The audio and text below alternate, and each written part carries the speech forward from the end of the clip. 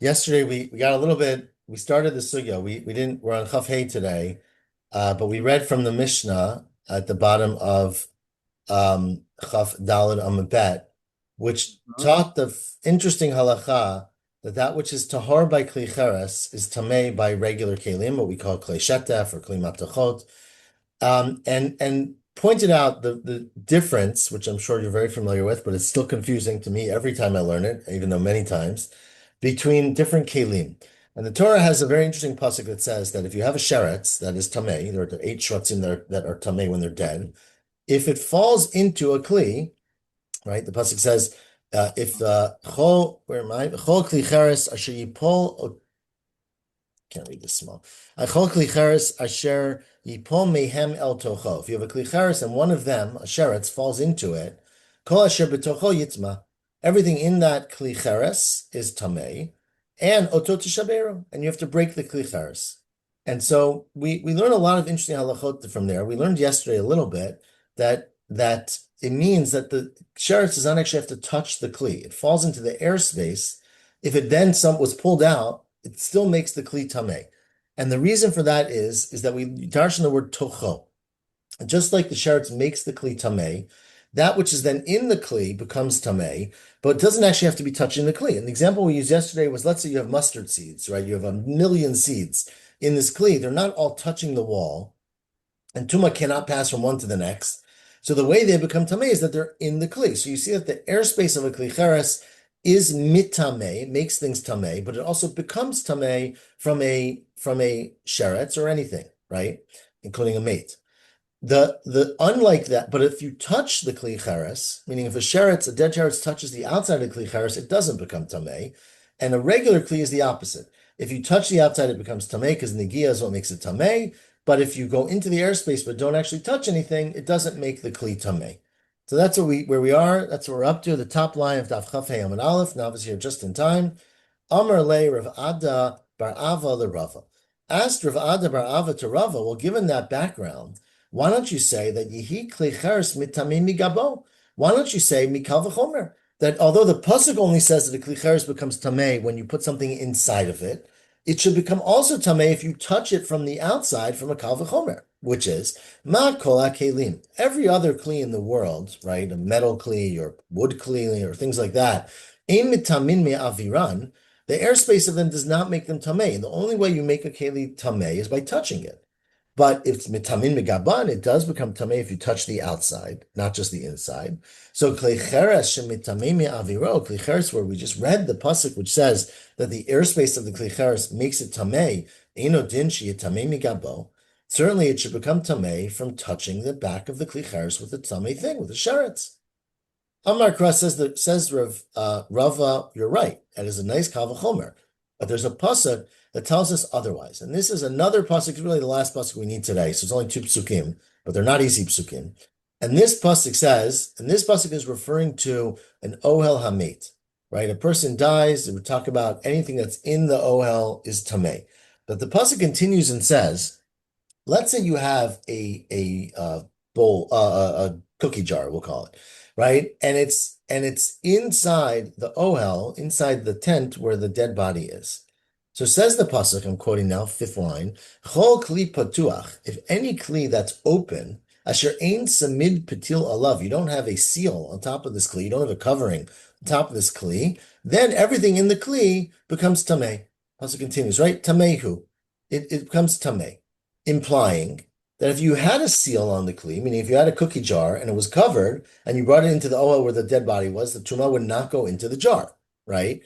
Now, says the Gemara, says Rava really, Ezu kli shetumato kodemet lepitcha. When you say kol kli patuach, you imply that the reason it's tameh is because there's an opening. Now, which kli do we care about it being open? Meaning, where do we care about the airspace of a kli? Haviyom ezeh kli cheres. This means that the pasuk is referring, when it says kli patuach, it means a kli cheres, a earthenware kli that's open.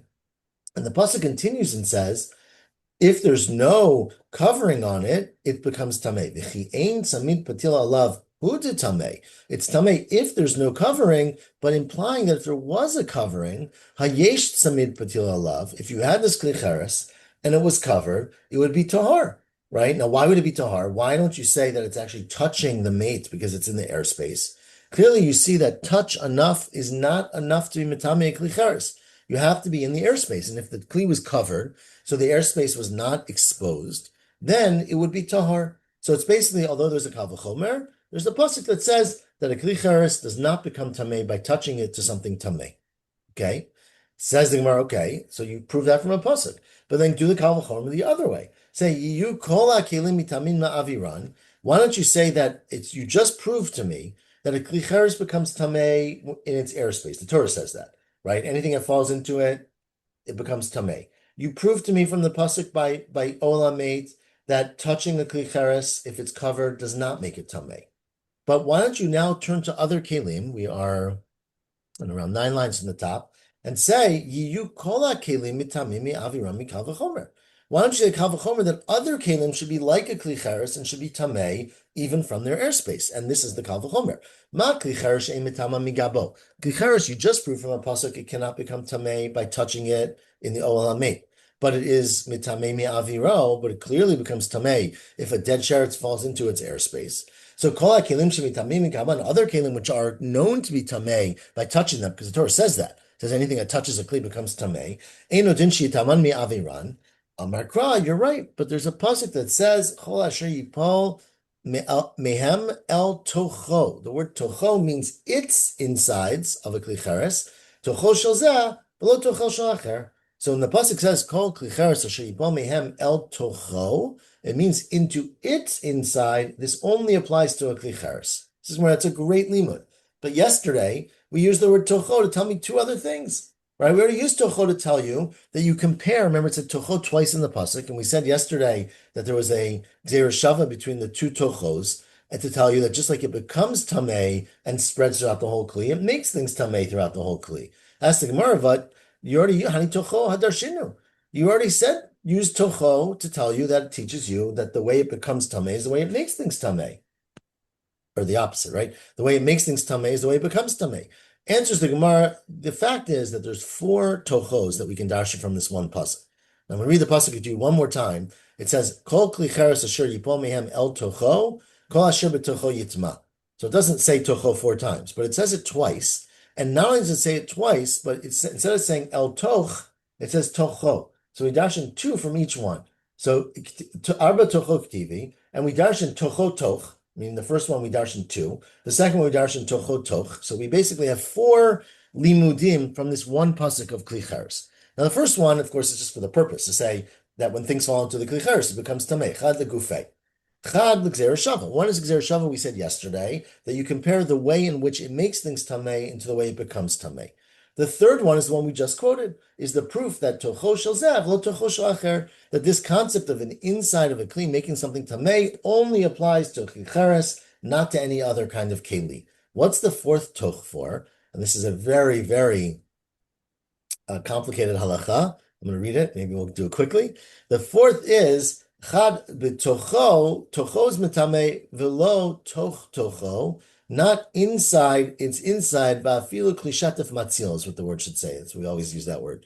Even a klishatif is matzil. What does that mean? So I don't have pictures, but Nava has a great imagination. So you have a big urn, let's say, right, which is a kli cheres. Okay, if a sheretz falls into that airspace of that urn, the whole thing becomes tamei. And if there's 80 watermelons, that's maybe too many, 80 mustard seeds on the bottom, they all become tamei.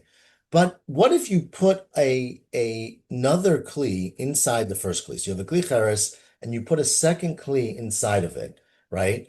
If that kli is uncovered, then basically the air of the kli cheres goes into the inner kli and makes the things in the inner kli tamei. Now, a couple important points is that a kli cheres can never be metamei another kli, right? Because a kli cheres becomes the sheretz's of, it makes the kli cheres a rishon. A rishon is not metamei adam or kelim. A rishon l'tumah is only mitame food, right? Except for kudshim, right? There's a lot of details. But in general, a rishon l'tumah is only mitame food. So if you took, say, a metal bowl with apples in it, and you put it inside your kli cheres, the metal bowl would not become tamei, but the apples would become tamei because they're in the airspace. The chiddush that we have here is that if the airspace is not actually exposed, meaning the let's say the metal bowl is like a vase and has a top, and that top of the metal bowl is not underneath the entrance of the klicheres, meaning the lip of it goes out. I wish I had a picture, but so that the air doesn't cross. Miriam probably has a picture for us. I sent a picture in the group. Okay, thank you. So the bottom line is that even though the metal bowl is inside the klicheres and the apples are inside the klicheres, the fact that the airspace is not mixed means that they don't become tamei. And let's see Miriam's picture. Perfect. Very straightforward picture. There we go. Okay. So basically the things inside that inner thing, and even if that inner thing is a klishetef, even if it's not a klicheres, will be matzil, and we learn that from a pasuk.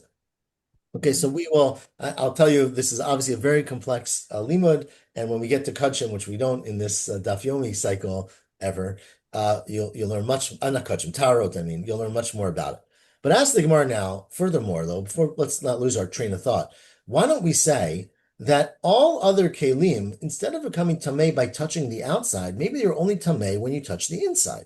Lo yehi kol hakelim mitamei migaban ela mitochanu b'negiyah. Right? We proved that other kelim can't become tamei in their airspace because it said tocho shozev lo tocho sha'acher. But maybe they don't even become tamei if you touch the outside, mi kal v'chomer. What's the kal v'chomer? Excuse me. Ma klicheres. Take a klicheres. Shemitamame aviro.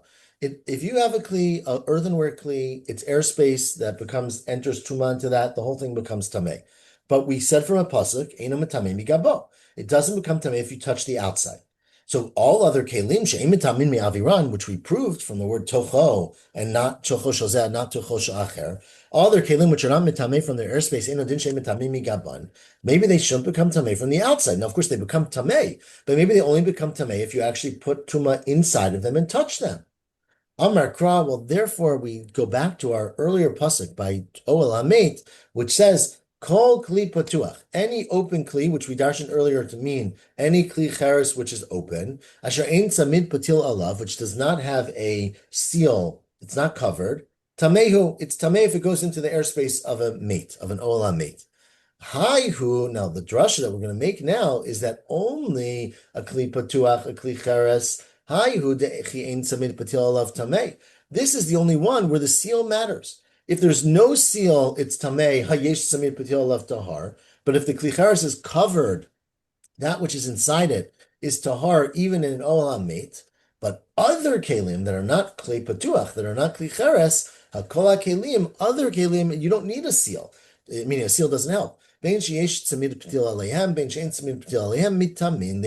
tamei, whether they were covered or not covered, because basically an ohel is like touching, right? Touching the outside of a kli, even if it's covered, will be tamei by other kelim that are not klicheres. And so basically, from these two psukim, we learn out these many, many halachot and distinguish between klicheres and klishatef, or what we call klishatef or klimatachot. Okay, great. That's tarot. Now we got a little more tarot coming our way. Says the next Mishnah that, there's also a very fundamental difference between other types of kelim, and this difference does not relate to the fact that some are shcheres and therefore inside or outside. It relates to the fact that the principle of tuma is that an object only becomes tamei if it's ready to be used, right? And if it's not ready to be used, it does not become tamei. It's not mikabel tuma, meaning even if tuma touches it, it doesn't become tamei. The question our Mishnah is going to point out is that there's a big difference between the usage of metal kalim and wooden kalim. And we'll see why. One of the reasons, we'll see in the Gemara, there's two reasons, but one might be the value difference, right? Metal kalim are very valuable. And so when you prepare them, the thought is you're going to make them finished before you start using them. But by wooden kalim, they're very primitive. And so they don't actually have to be quite finished in order to be used. And so therefore, says our Mishnah, where am I? Tahar b'kli eitz, that which is tahar by kli eitz, we'll see why, which is considered not to be a kli yet, is tamei b'kli matachot. Is tamei b'kli matachot, I'll speak it all out, and then we'll read on the Gemara. This is a whole separate reason, which is that kli eitz, wooden kalim, like a board or a fork or things like that, are only tamei if they have what's called a beit kibul. We compare them in the pasuk to sak. They have to be like a bag. Just like a bag, you could put things inside of it. A wooden kli is only mikabel tuma if you could put something inside of it. So a wooden cutting board is not mikabel tuma. Okay, a wooden spoon or something will be mikabel tuma. So that which is tahar b'kli eitz, meaning a straight flat board, is tamei b'kli matachot. A metal knife, let's say, which is just flat, you can't put anything in a metal knife. it's Mekabel Tuma. A wooden knife is not Mekabel Tuma. Very interesting, right? So that which is tahar by kli eitz is tamei b'kli matachot, and the opposite, which is tahar b'kli matachot, which is kelim that are not quite finished but are almost finished, would be tamei b'kli eitz, because even though it's not finished, you don't really need to finish it. So let's read that all in the Gemara. Tanu Rabbanan says the Braita to explain what I just told you, because I learned the Gemara already. Golmei kli eitz tmeim. Right? Golmei. Now, golmei is a beautiful word in the Jewish literature because now we have the golem that everyone is very familiar with, right? But in the Gemara's time, they didn't know about the golem yet. But golmei literally means an unfinished product, right? A to be formed product, which is, of course, what it means in the golem story. If you have these unfinished kli eitz, they are tamei. Now, why are they tamei? We'll see in a second. But but unlike an unfinished metal kli, which is not tamei because it needs to be finished. But pshutehem, but if you have a kli eitz that's flat, pashut means it has no indentations, no beit kibul, it can't hold anything in it, then it's tahar. Even if it's very finished, even if it's a great knife, it's still tahar. And by matachot, it's the opposite. If you have unfinished metal kli kelim, they are tahar, meaning they're not mikabel tuma. But if you have flat metal kelim, like a knife, it would be tameh, it would be mikabel tuma. Nimsa tahar b'kli eitz, tameh b'kli matachot, tahar b'kli matachot, tameh b'kli eitz. Now, ask the Gemara, what are we talking about? Elohein gomei kli eitz. What do you mean an unfinished kli eitz, right? Meaning, is it a piece of wood? Obviously not, right? That's not mikabel tuma. It means you finished a product, you made a bowl, but your plan is atid lashuf. You're going to, these are all different verbs, right? Lashuf means to smooth it down. Lishabetz means to put ornaments around it to make it more beautiful. Ligarer means to rub it. It's like sandpaper, right? To really plane it is how they translate it here, but meaning you're going to make it really, really smooth. Licharkev is some kind of carving into it some beautiful decorations that are going to make it more beautiful. Latiach betunis means you rub it with the tuna fish. Rashi says. Which this is really what Rashi says, but which meant apparently, I don't know if it was our tuna fish, but the scales, I guess, of the tuna were a very fine sandpaper people would use. So, anyways, you're all different methods of smoothing it down.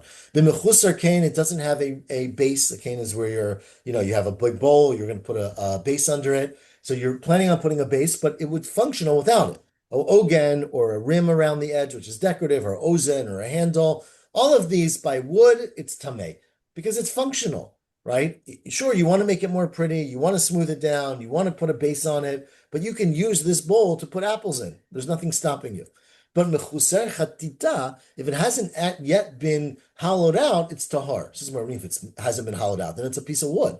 Mechusar chatita pshita. No, lo tzricha. What we mean is it hasn't been hollowed out adequately. Dechak kepiza bekaba. Your chak means you're carving out.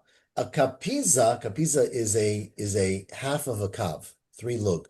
You're carved out 3 lug in an area where you plan to carve out a kav, meaning you have a piece of wood, your goal is to dig into it and get a gallon, and you've done only half of that. So you're on its way, but that's not considered to be a kli because you're not going to stop at this point. But all the earlier cases where you finished carving out what you wanted to carve out, you just haven't decorated it, those are mikabel tuma. But by metal, that's not true. Elaim gomei kli matachot. These are unfinished metal kelim. Kol sha'atid, turn to daf chaf hey amud bet, especially if you're online. Kol sha'atid lashuf. You're again metal. We just use different verbs, right? But many of them are the same. Actually, some are the same, right? Lashuf is the same. It means to smooth it down. L'shabetz means to decorate around it. Put gemstones and things into it. Ligarer means to drag it, so that again you're smoothing it in some way. Licharker is a word that we don't use by wood, but it means to strike it with a hammer to shape it. Sorry, I skipped one. Licharker means to engrave. Engrave. Thank you. To carve into it. And kish bekornis means to hit it with this little tiny hammer that you would use, to shape it, which I'm sure they still use in metal formation, or maybe even just to be decorative, right? You can make those different indentations so that it shines in a certain way. All of those things are not finished. If it's mechusar kan, if it's missing its base, or ogen, or its rim, or ozen, or a handle, all of these are tahar. They are considered to be tahar because although you have a beautiful metal bowl, it's not finished. And if it's not finished, it's not mekabel tuma. Now, if it's mechusar kisui, if you made the base, the bowl, but you didn't make the cover, then it's tameh because Obviously you plan to make a cover, but that's a separate thing. It's not part of the integral thing. It's not like a handle. Now, says the Gemara, okay, I understand your halacha, but why? Right? Why are wooden kalim different than metal kalim? Why is it that by wooden kalim, if you got a bowl, even though it's not planed or sanded down, or it doesn't have a handle yet, it's tameh, it's mikabel tuma, but by metal, it's not mikabel tuma. Maishnahani, maishnahani. Yochanan says, look, there's a big difference between metal kalim and wooden kalim. Hol kavod asuyim. Metal kalim are obviously not done just for function, right? For function, you can get a piece of wood and you can make a cheapo thing, get plastic even. The fact that you're using metal is that you want to have a mechubad thing. You want people to look at you and to know and to be chashiv, and therefore you don't actually think of it as being finished until it's totally done. So it's not just a functional thing; it's a decorative thing, and therefore you have to wait till all the decorations are complete. And therefore, that's the difference between wood and metal. Rav Nachman says, well, there's a difference, is that they're valuable. Hold mehem yikarim, right? Metal costs a lot of money, and you're going to sell your kelim. Right? That's often why people made kelim. So you could sell a piece of wood, yeah, sure. If you had finished it, it would be worth 20 cents, and now it's only worth 10 cents. But if you have a metal kli, the big difference between selling an unfinished metal kli and a finished metal kli is tremendous, and therefore people do not intend to stop. And therefore they don't intend to use it, and it is not mikabel tuma. My bina, I don't know what's the difference between these two explanations. What about a kli etzem? So now this is very interesting. You can make kelim out of bones, right? Out of what is the elephant tusks, right? You can make them out of bones that are very valuable. They're very expensive, but at least according to our Gemara, they were not used for kavod. People did not. Maybe they were very reliable, but they weren't very beautiful. Again, in their world, so metal was beautiful, but bone was not. So according to Rabbi Yochanan, it might be Makabel Tuma even if it's not finished. According to Rav Nachman, it would not be Makabel Tuma because it's very valuable and you plan to finish it. And that's in fact us Rav Nachman Tamei, Damar Rav Nachman. Rav Nachman has said this elsewhere that Kli Etzem, Kli Matachot Dami, that bone kelim are considered to be like metal because they are very valuable, and therefore you treat them for tuma in the same way.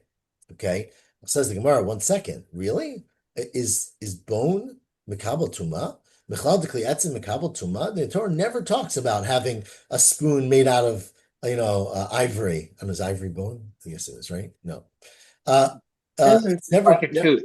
Okay, thank you. It never talks about klei etzem in the Torah. It says we're in, but it is mekabel tuma. Tanya Rabbi Shmuel beno shel Rabbi Yochanan ben Broka Omer.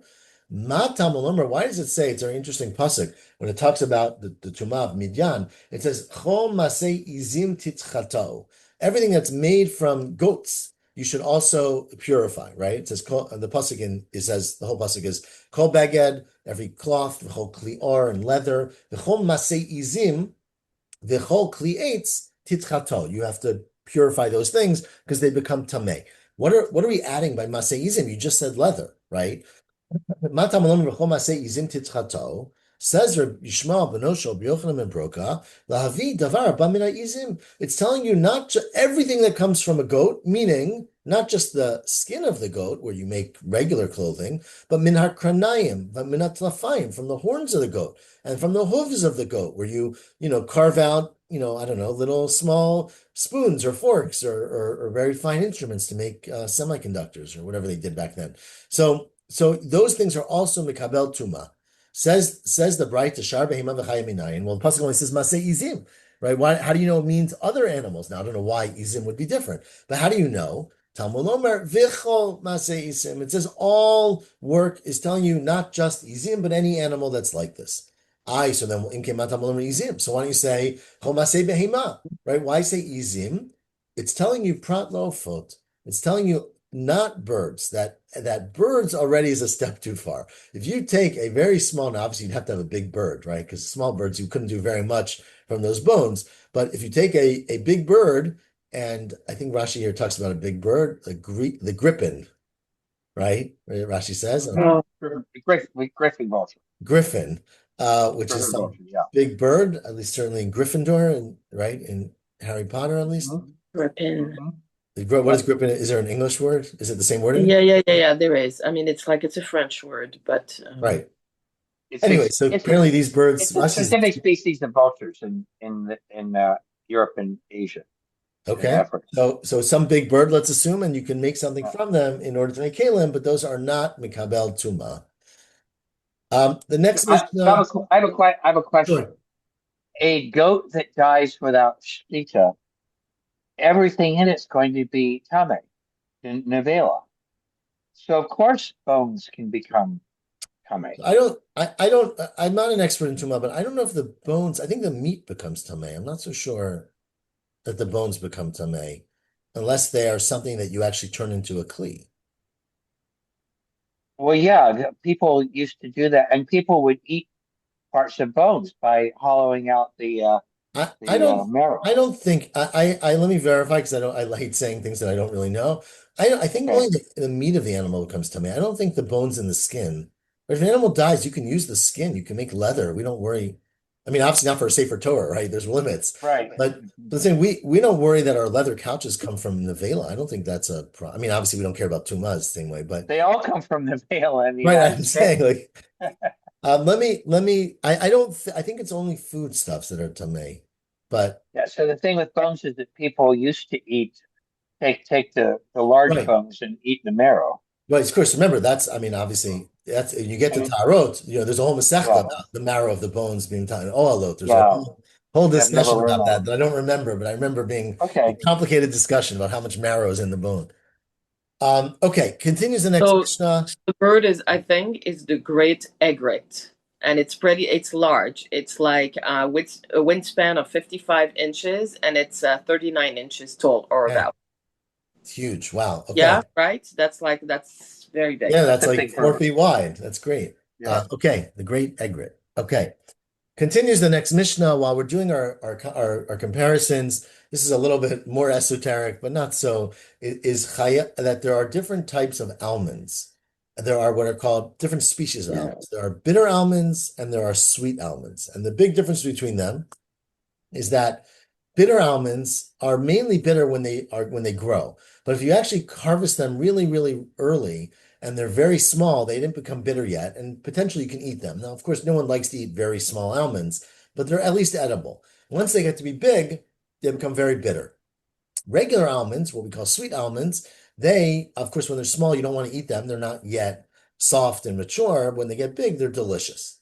So it says the Mishnah, Hachayav b'shkedim, that which is chayav in shkedim hamarim, in bitter almond species, right, is patur b'mitukim, is patur in mitukim because generally people don't eat sweet almonds when they're small because they wait till they grow because they're much more valuable, right? But chayav v'mitukim, when you're chayav with regular almonds, which is when they're large, you'd be patur b'marim because generally you don't want to eat these almonds that are large because they're bitter almonds. So that's a distinction between two things. Tanu Rabbanan, the Braita expands on this. Shkedim hamarim, when you have these bitter almond species, ktanim chayavim, small ones are chayav. This is really chayav in maser, let's say, right? Because it's a way that people eat them.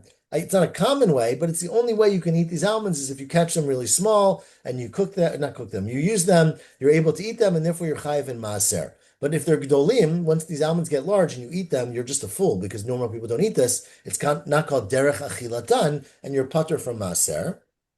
If they're mitukin, if they're the sweet almond species, then gedolim chayavim. If they're large, they're chayav because that's normal almonds. But if they're ktanim, they're peturim because people don't generally eat these things when they're small because they wait till they grow and they're much better. Okay, that is the bright. Now Rabbi Shmuel bar Rabbi Yossi Omer Mishum Aviv, and I'm going to use Tosfos pshat here. Zev is actually I can use Rashi's pshat too. Zev is eliftor. You know, both small almonds are patur, right? Because small almonds that are sweet are not meant to be eaten when they're small, and the ones that are bitter also no one really eats these small almonds. So if you do eat them, you're patur from maser. Now Amri's lay, some say zev is chiyuv. Some say that what he said was both large almonds, whether they're bitter or sweet ones, are chayiv in maaser. We'll see why in a second. Amar Rabbi Lai, Hora Rabbi Chanina b'tzipori, Rabbi Chanina paskin in tzipori, Kedivrei Omer zevez eleftor, that both small almonds are patur. Ulamand, ask Gemara, Lamand Amar zevez elechayuv, Gedolim lemay chazu. According to the other explanation of Rabbi Shmuel bar Rabbi Yossi in the name of his father, that both large almonds that were bitter and sweet, unlike our Mishnah, that both are chayav in maaser. Why are bitter almonds chayav? No one eats those.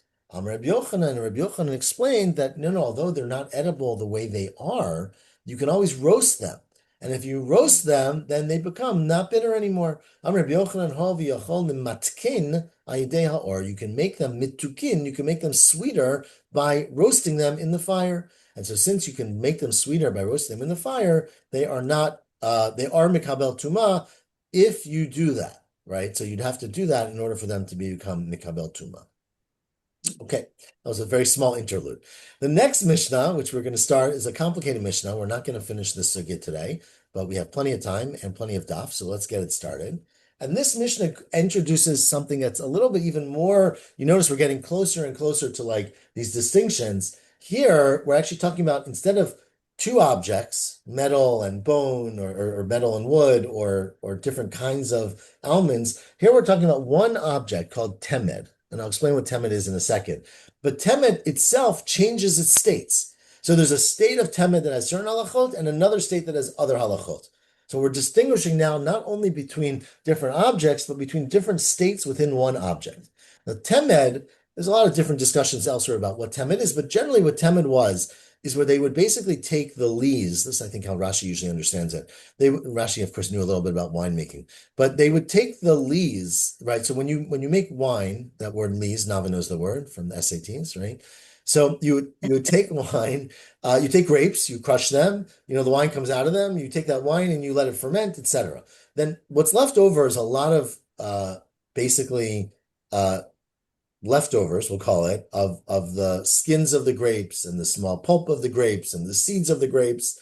You can take all of that. You're not going to be able to crush and get more out of it. But what you can do is you can mix water into it. And the water basically over time will absorb some of the alcohol, some of the flavor, some of the whatever's in grapes that makes it wine. And that water basically becomes a pseudo wine. We'll call it a grape juice, we'll call it, right? A very weak wine. And so that temed is the liquid that you soak with the leftovers from the grapes that are used to make wine. So at some point, it's really just water that tastes a little bit like wine, right? Like grapes maybe. But over time, it actually ferments a little bit and becomes like low alcohol content wine, we'll call it. It's not necessarily wine, but probably the French wouldn't call it wine, but low alcohol content drink, we'll call it, right? Because it does ferment and does actually become alcoholic. So that temed, ad shelo hichmitz, before it's become chometz, before it's sort of turned and become a little alcoholic, then it's considered water. And water, eino nikach bekesef maaser. You're not allowed to buy water with kesef maaser. It's a very interesting halacha, is that you take your kesef maaser, you only can buy valuable things, and water in those days, before water cost a lot of money, was not considered to be a valuable thing. So you're not allowed to use money of maaser sheni to buy water, and therefore you can't buy temed if it's not yet turned, okay? But it is water, and water has a very unique halacha that it's posel at mikvah. Water is posel at mikvah, and this halacha is a halacha in mikvaot, that if you have, remember the halacha of mikvah, is if you have a 40 sa'ah mikvah, that's proper water, right? Mayim shelanu, mayim she'uvim, mayim that's rainwater. Then if you pour more water into that mikvah, it doesn't make the mikvah puzzle, right? A mikvah that's 40 sa'ah, which is what we do in our mikvot, of course, right? You have a bar of 40 sa'ah, and then you put 800 million gallons on top of that from the sink. That doesn't make the mikvah puzzle as long as it's connected to that bar, which initially had 40 sa'ah of rainwater, right? However, if the mikvah doesn't yet have 40 sa'ah, right? It has 30 sa'ah, and you're waiting for it to rain and to fill up the mikvah. If you then pour water into that mikvah, shlosha lugim of water, it passes it. The meaning, no matter how much rain then falls into that mikvah, it never becomes a kosher mikvah. Because the water made it into the whole thing being mayim shelanu, mayim, not lanu, mayim, whatever it's called, mayim she'uvim, and therefore it passes the mikvah, right? Now, if you pour wine into that mikvah, it doesn't pass the mikvah. It doesn't make it kosher, it makes it pretty dirty. But if you have a mikvah of 30 sa'ah and you pour a bottle of wine into it, you just ignore the wine, and if it keeps raining and fills up to 40 sa'ah, it's a kosher mikvah.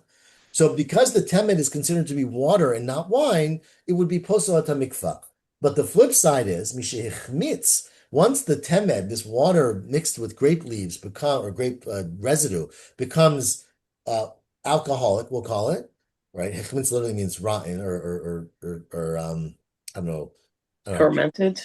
How fermented is the way we Yeah. translate it.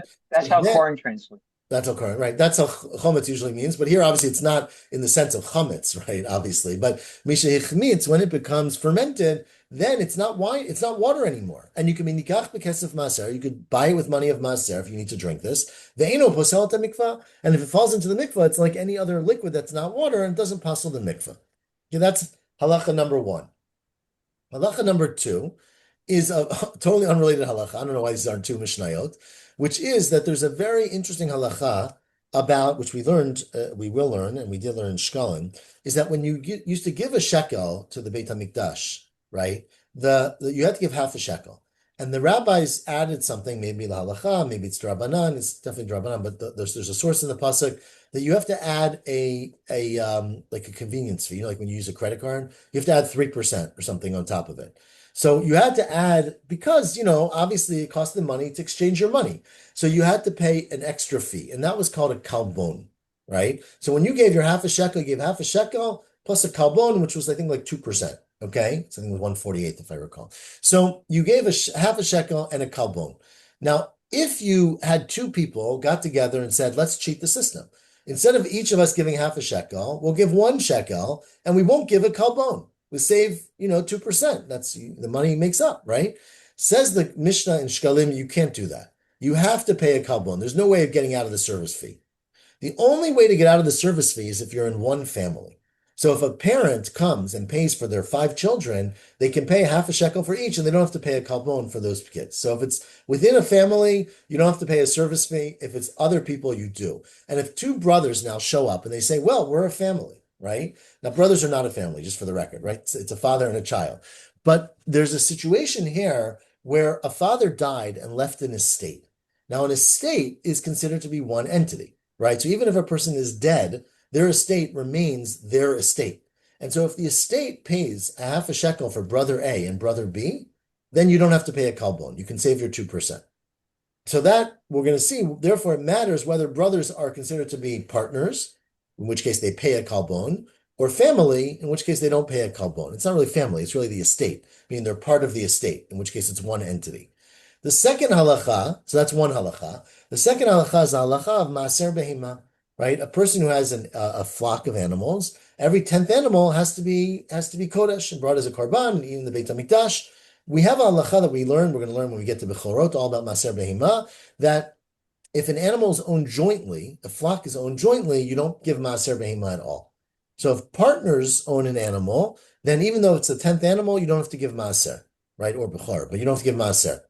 Says the Mishnah now, let's say a father dies and leaves his estate to his children. So before there's basically that estate can be one of two things. It can either be the dead father's estate that's the children are sort of managing, in which case they are not partners, they're one entity. They're both members of that estate. And then they would be pater from a kalbon because they can give the machzor shekel together and not have to pay the extra. But they'd be chayav in maaser behima because the animals are not owned by two brothers, they're owned by one estate, right? On the flip side, if they are split and basically they've divided the estate and they said, I get portion A and you get portion B, even though they haven't physically divided it yet, then they are chayav in a kalbon because they're different brothers, and so they have to pay the extra, but they would be patur from maaser behima, from animals from the estate. So that is the halacha of the Mishnah. That if you have, let me read that inside, ha'achim hashutfim, you've got brothers who are in the process of dividing an estate that their father left them. Kish chayavin b'kalbon, when they have to pay the extra fee, it means that they are not using the estate, they're using their partnership, and then they're paturim in maaser behima. And you don't have to give maaser because partners don't give maaser. But kish chayavim maaser behima, when they are chayav in maaser behima, then they are paturim in a kalbon, then they are patur from the bonus, from the extra that you'd have to give because they are considered to be one family, one estate, and therefore you don't have to pay the extra service fee. I think we should stop here, even though this is the beginning, because it's a long Gemara tomorrow about this whole question of what is temed and what happens to this sort of water, sort of wine, and when it turns over into different halachot. So we'll stop here at the beginning of the Gemara and pick it up tomorrow. It's not such a bad daf. Hopefully we learned a lot of exciting things today, and hope everyone has a wonderful day. I'm having surgery tomorrow. Where are you headed? I'm having surgery tomorrow. Oh, good luck. Good if we say So that. just think about me. Definitely be thinking about you. Refuah shlema, Miriam. I hope it goes Thank really you. well. Thank you. What's your Hebrew name, Miriam? Oh, I'll put it in the group because it's long. Okay. Okay. We'll see you. Thank you. Okay, Thank All take the you. care, best. everyone. May, Bye-bye. Bye. may it go well. Thank you.